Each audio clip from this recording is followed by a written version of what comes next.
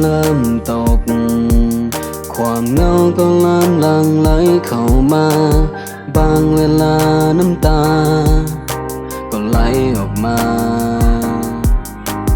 คอยส่งความรู้สึกของคอยตอนนี้มันเหตุให้คอยนั้นเกิดความเหงาให้ได้คอยคิดฮอดวันเก่าๆคิดฮอดวันที่มีเจ้าคิดฮอดความหักของสองเฮาคิดฮอดกอดอุ่นๆของเจ้า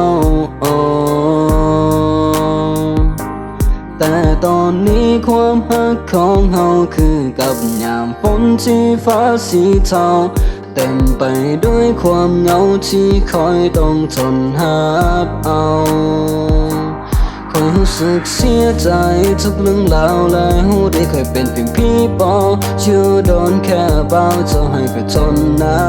วและเจ้าไปกับเขาวันที่เจ้าขอลาคอยได้ดึงเจ้าไว้ได้เจ้าบอกกลับมาเพราะเจ้าเลือกเอาคนใหม่เธอทิ้งคอยไว้กลางทางเลี้ยวเบิ่งเจ้าคอยห้ามผู้เดียวเจ้าบอกกลับมาได้เคยยังคิดเห็นภาพของเราตอนที่เคยหลับตาได้ทำให้ความทรงจำค่อยๆลบเลือนไปตามกันเวลาอยู่บนนี้ยังบอกไปใส่ยังหวังในใจว่าเจ้าจะกลับมางมงายเราคอยต่อไปคิดฮอดเธอได้เคยก็มีน้ำตาเวลาอากาศหนาวก็ยังมีเจ้ามาข้างเคียงทุกคืนตอนเขานอน just make ก็คอยยินเสียงบ่อยากจะเสียเธอไปแต่คอยคงเฮ็ดได้แต่เพียงนั่งฟังหุบเก่าของเจ้าที่คอยเก็บไว้อยู่หัวเตียง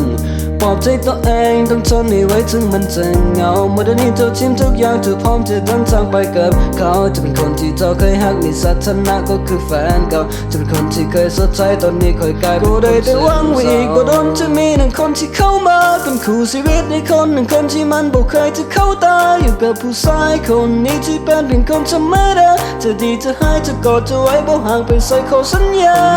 เสียใจ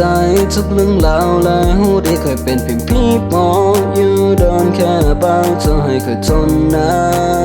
วและเจ้าไปกับเขาวันที่เจ้าขอลาเคยได้ดึงเจ้าไว้แต่เจ้าบอกกลับมาเพราะเจ้าเลือกเอาคนใหม่เธอทิ้งเคยไว้กลางทางเลี้ยวบังเจ้าคอยหาดอกไม้นั้นบ่ได้ต้องการเฮาเพียงเข้าถึกยามตอนที่มันขาดน้ำเจ้าคนนี้บ่ได้คู่กับคอยเพียงคอยเข้าไปตอนที่เจ้าเหงาใจสุดใจสุดท้ายก็เป็นได้ที่พักของเจ้า